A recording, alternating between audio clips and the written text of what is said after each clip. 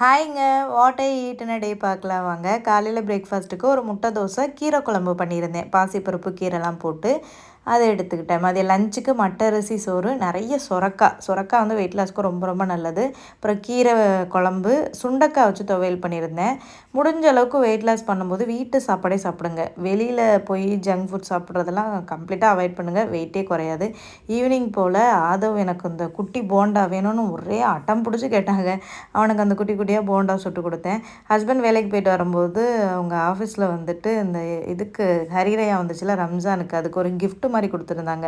அவங்க பேரெல்லாம் போட்டு ஒரு டிஷர்ட்டும், அதுக்கப்புறமா ஒரு பாக்ஸ் நிறையா குக்கீஸு, அதுக்கப்புறம் சாக்லேட்ஸ் எல்லாம் கொடுத்துருந்தாங்க. இது என்னென்னு தெரியுதா? கவா டீன்னு சொல்லுவாங்க. கல்ஃப் கண்ட்ரீஸ்லலாம் அதிகமாக குடிப்பாங்க.